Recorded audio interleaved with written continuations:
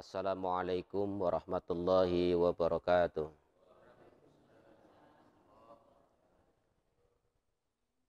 Bismillahirrahmanirrahim. Alhamdulillahilladzi hadana subulas salam wa afhamana bi syariatin nabiyil karim. Asyhadu an la ilaha illallah wahdahu la syarikalah wa asyhadu anna sayyidana wa nabiyyana Muhammadan abduhu wa rasuluh. Ma'asyiral muslimin, jamaah salat subuh yang dirahmati oleh Allah Subhanahu wa taala. Puji serta syukur selalu kita panjatkan kehadirat Allah Subhanahu wa taala. Begitu banyak nikmat yang Allah berikan kepada kita semua. Manakala kita berusaha untuk menghitung nikmat-nikmat Allah, maka tak terhitung. Wa in ta'udu ni'matallahi la tuhsuha. Maka di pagi yang mulia ini Allah kumpulkan kita di tempat yang agung. Ini merupakan hidayah Allah yang wajib kita syukuri, dan mari kita syukuri bersama-sama dengan ucapan Alhamdulillahirabbil alamin.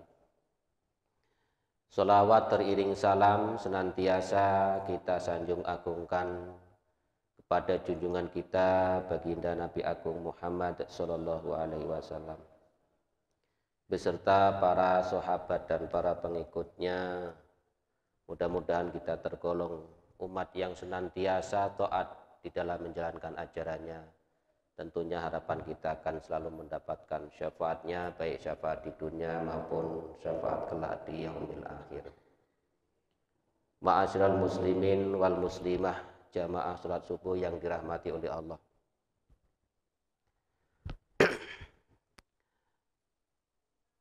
Sab'un, ada 7 perkara tajri lil ibadi yang akan selalu mengalir untuk seorang hambanya. Wa huwa fi qabrihi, sedangkan hambanya itu sudah berada di alam kubur. 7 amalan yang selalu mengalir untuk seorang hambanya, sedangkan hambanya sudah berada di alam kubur. Sab'un tajri lil ibadi wa huwa fi qabri. Apa 7 amalan yang selalu mengalir, yang enggak pernah putus walaupun hambanya sudah berada di alam kubur? Yang pertama, man alama ilman, orang-orang yang semasa hidupnya mengamalkan ilmunya. Man alama ilman, mereka mengamalkan ilmunya, ilmunya bermanfaat untuk orang lain pun selalu diamalkan kembali. Itu amalan itu enggak pernah putus, akan selalu mengalir untuk seorang hambanya walaupun mereka sudah berada di alam kubur. Yang kedua, aukaro nahron, amalan yang enggak pernah putus, yang selalu mengalir untuk seorang hambanya, yakni orang-orang yang semasa hidupnya pernah mengalirkan air. Mengalirkan air. Bisa jadi air sungai dibendung, kemudian dibikin untuk persawahan atau irigasi lah. Airnya itu bermanfaat untuk umum, untuk masyarakat luas. Itu pun amalan yang enggak pernah putus walaupun orangnya sudah berada di alam kubur. Maka dari 7 amalan tersebut mudah-mudahan kita memiliki di antara salah satu 7 itu, atau lebih-lebih 7 memilikinya. Yang pertama ilmu yang bermanfaat, yang kedua pernah mengalirkan air, yang ketiga au hufra bi'ron, orang yang pernah menggali sumur. Sumur, kalau zaman dulu pakai sumur, tapi sekarang karena kemajuan pakai bor. Ada orang yang punya rezeki begitu banyak dan dia sadar untuk bersedekah. Mereka temuin pengurus masjid. Mereka temuin pengurus mushola atau pondok pesantren. Yang padahal itu mereka menanyakan bagaimana tentang keberadaan air di masjid tersebut. Jawab dari pengurus masjid, air agak kurang kalau kemarau, misalnya kan gitu. Minta izinlah orang itu, bagaimana kalau aku ngebor? Disepakatin oleh pengurus dan jamaah, kemudian orang itu ngebor di masjid tersebut dengan biaya beliau. Selagi mana sumurnya masih mengalir airnya, maka ngebornya kalau untuk masyarakat umum banyak, jangan 40 meter. Di atas 60 meter ya Pak ya. Biar air sumbernya itu banyak. Airnya masih berfungsi, masih banyak untuk masyarakat umum, maka itu juga termasuk orang yang pernah menggali sumur dan airnya manfaat untuk orang banyak. Itu juga amalan yang gak pernah putus, yang akan selalu mengalir manfaat terhadap hambanya, walaupun hambanya itu sudah berada di alam kubur. Yang ketiga, yang keempat ya. Yang keempat, au hurosa nakhlan. Orang yang semasa hidupnya pernah menanam pepohonan. Yang pepohonan itu hidup berbuah. Buahnya dimakan manusia maupun hewan. Jadi selagi mana pohon itu masih berbuah, masih bermanfaat, maka itu amalan nggak pernah putus, akan selalu mengalir untuk seorang hambanya, walaupun dia sudah berada di alam kubur.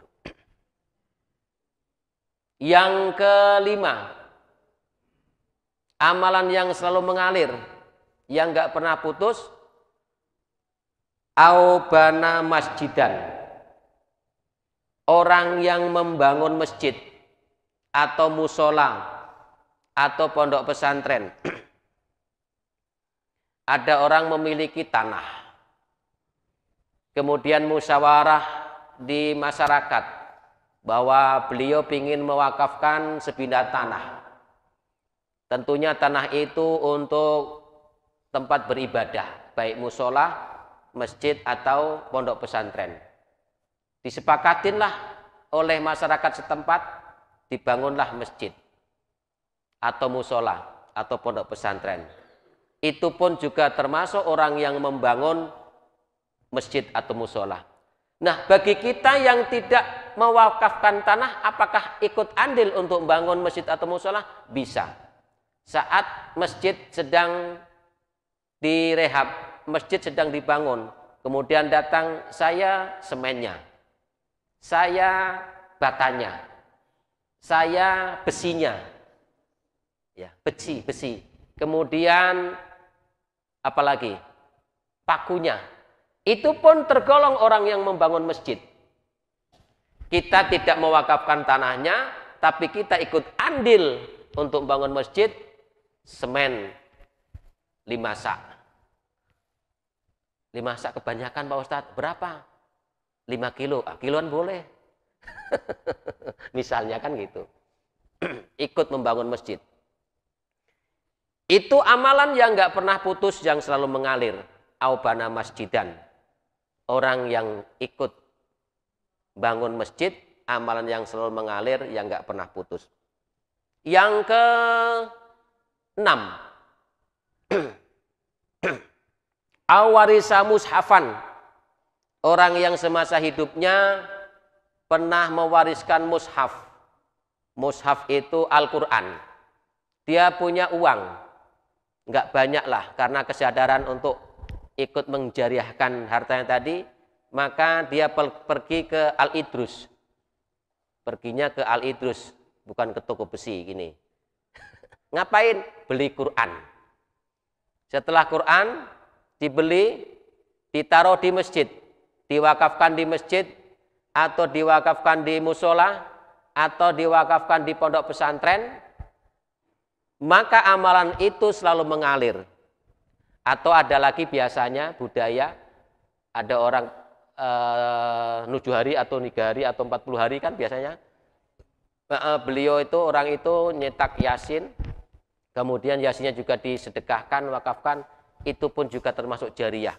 Amalan yang mengalir, yang nggak pernah putus, selagi mana walaupun orang itu sudah berada di alam kubur atau alam barzah. Dari 6 ini mudah-mudahan ada salah satu di antara 6 ini kita memiliki. Yang ke-7, amalan yang selalu mengalir yang nggak pernah putus pahalanya, au taraka waladan yastaghfiru lahu ba'da mautihi. Orang yang meninggalkan anak soleh, ya, orang yang meninggalkan anak soleh, anaknya itu yastaghfiru lahu, selalu beristighfar, memohonkan ampun terhadap orang tuanya, ba'da mautihi, setelah kematian orang tuanya. Jadi doa-doa yang dimunajatkan oleh putra-putrinya itu akan nyampe. Untuk menjadi anak yang soleh itu setidaknya tiap waktu berdoa untuk orang tua kita, baik orang kita yang sudah wafat maupun orang tua yang masih hidup, itu paling kurang-kurangnya Allahumma firli dzunubi wali walidayya. Ampuni ya Allah dosaku dan dosa kedua orang tuaku. Warhamhuma kama rabbayani shaghira.